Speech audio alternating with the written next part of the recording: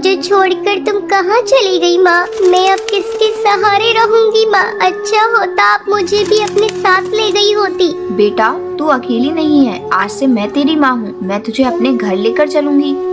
चिड़िया बच्चे को अपने घर लेकर आती है। बेटा तू किसी भी चीज की चिंता मत करना, यहाँ तेरी बहन टुनटुनी भी है, तुम दोनों साथ साथ रहना। मैं तुम्हारा दाखिला भी टुनटुनी के स्कूल में करा दूंगी।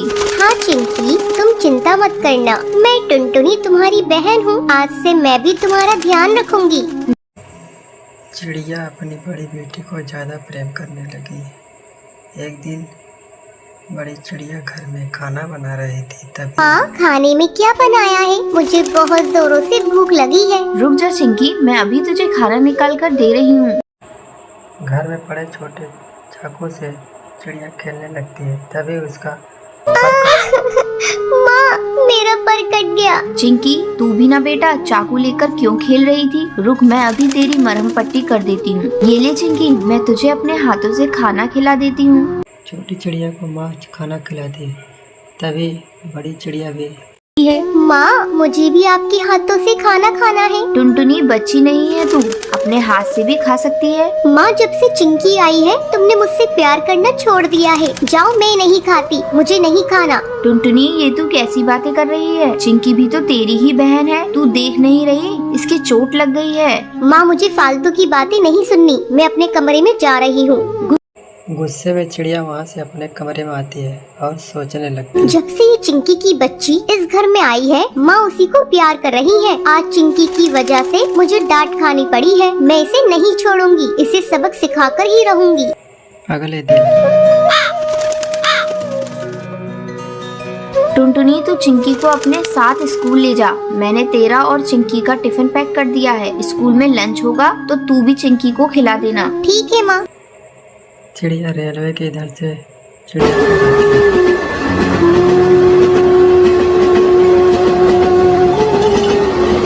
दीदी, तुम मुझे कहाँ से स्कूल ले जा रही हो? मुझे डर लग रहा है। चिंकी तो बेकार में डर रही है। मैं तो रोज इसी रास्ते से स्कूल जाती हूँ, तू मेरे पीछे पीछे आ। छोटी चिड़िया का पैर अचानक पटरी में दीदी, क्या हुआ? चिंकी, मेरा पैर पटरी में फंस गया है और निकल नहीं रहा है। तभी ट्रेन की दीदी, आवाज लग रहा है ट्रेन आ रही है, जल्दी करो। चिंकी, मेरा पैर नहीं निकल रहा है। ऐसा लगता है जैसे मैं अब नहीं बचूंगी। मैं तुमसे बदला लेना चाहती थी, लेकिन देखो ना, मैं ही इसमें फंस गई। किसी तरह से चिड़िया ने उसके पैर को बाहर चिंकी, निकाला। मेरी बहन, अगर आज तू नहीं होती तो मैं इस दुनिया में नहीं रहती। इसके बाद दोनों बहन आपस में मिलकर खुशी खुशी रहने लगती है और बहुत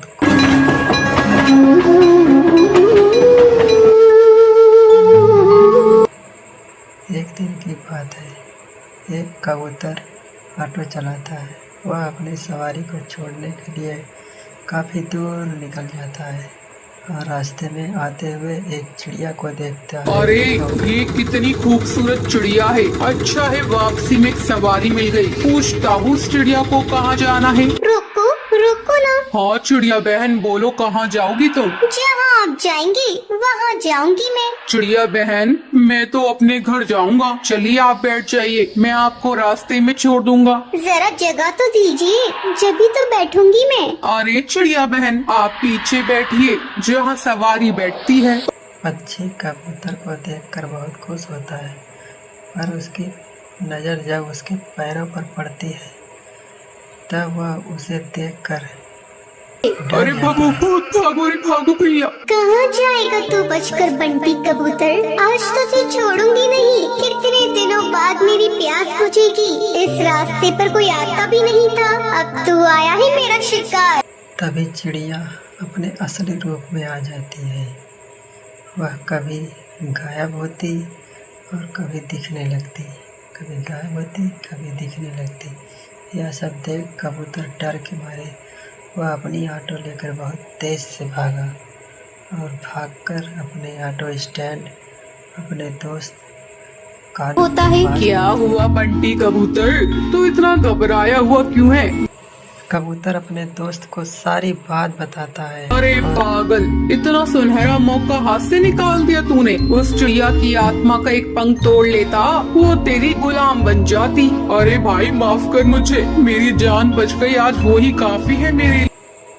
कबूतर इतना सब कहने के बाद वह उड़कर चला जाता है और ये तो डरपोक पागल है, इतना सुनहरा मौका गवा दिया। ये पूरे जंगल पे राज करता। चलो कोई नहीं, कल रात में उस जगह जाऊंगा और उस भूतिया चिड़िया का पंख तोड़कर ले आऊंगा।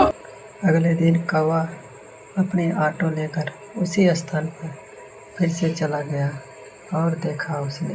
रोको ना, ऑटो रोको, मुझे जाना है। अरे भाई, लगता है ये वही चिड़िया की आत्मा है, इसका पंख तोड़ लूंगा।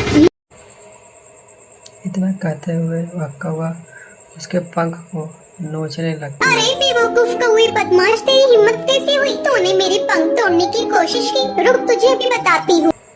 वह चिड़िया 5 मिनट बड़े डंडे से कौवे को बहुत अरे बहन, मुझे माफ कर दो, मुझे लगा तुम एक चिड़िया की आत्मा हो। अरे बदतमीज, तुझे मैं कहाँ से आत्मा नजर आ रही हूँ? चल भाग यहाँ से। कौवा वहाँ से अपना ऑटो लेकर वापस आ जाता है और भूतनी चिड़िया पेड़ के पीछे से छिपकर सब कुछ देख रही होती है। दूसरे दिन भाई, आज तो पहले उसके पैर देखूंगा, तभी उसके पंख तोड़ूंगा, वरना कल की तरह पिटाई हो जाएगी मेरी। दूसरे दिन वहीं पर एक चिड़िया फिर से खड़ी ओ, हुई दिखाई। रोको ना ऑटो, मुझे जाना है। कौवा पहले तो उसके पैर को देखता है, उसके पैर उल्टे होते हैं।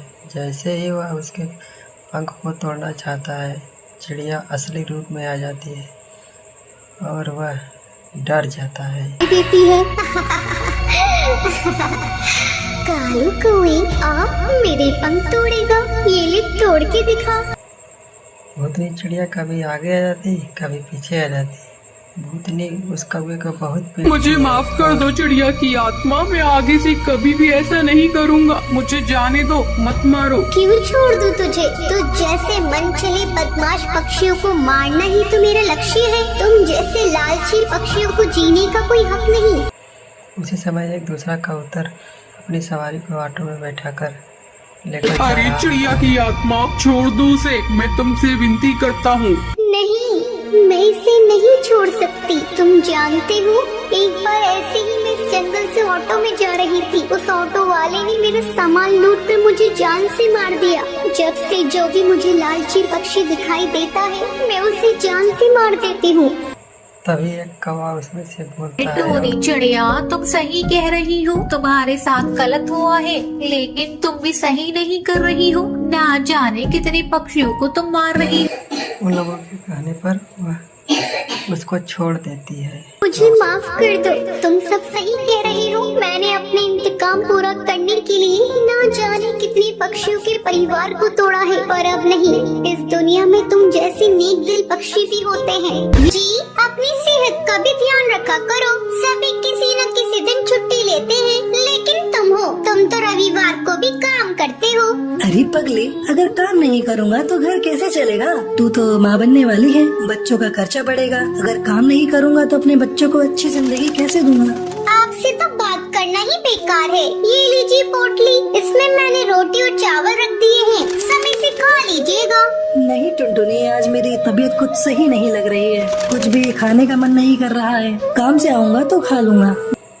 कबूतर बिना खाना लिए ही चला जाता है और वह रास्ते में बेहोश होकर एक नदी में गिर जाता है और वह वहीं पर मर जाता है। चिड़िया रोते हुए उसके पास जाती है।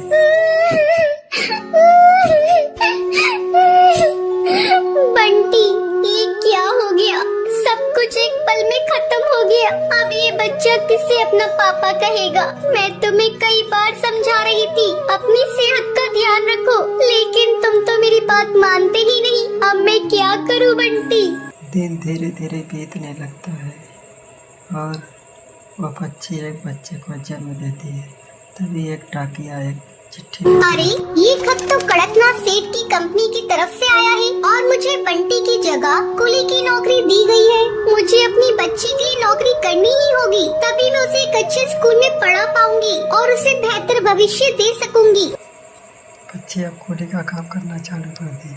जब भी कोई नदी के उस पार से आता था तो वह पक्षी उन लोगों के पास जाकर, बहन जी, क्या मैं आपका बोझ उठा लूं? अरे तुम तो एक चिड़िया हो, क्या तुम इतने बोझ को उठा सकती हो? हाँ हाँ बहन जी, मैं सारे बोझ को उठा लूंगी। बहन जी, मैंने अपनी जिंदगी में इतना बोझ उठा लिए हैं, ये बोझ तो उसके आगे कुछ नहीं है। क्यों, क्या हुआ? और तुम ये तुम्हारी बेटी को साथ में लेकर क्यों घूम रही हो? तुम्हारे पति कहाँ हैं? वो नहीं कमाते हैं क्या? क्या करिएगा बहन जी, मेरी दुख भरी कहानी सुनकर रोज इस नदी किनारे पे कई पक्षी आते हैं और मेरी दुख भरी कहानी सुनते हैं, लेकिन कोई मेरी मदद नहीं करता।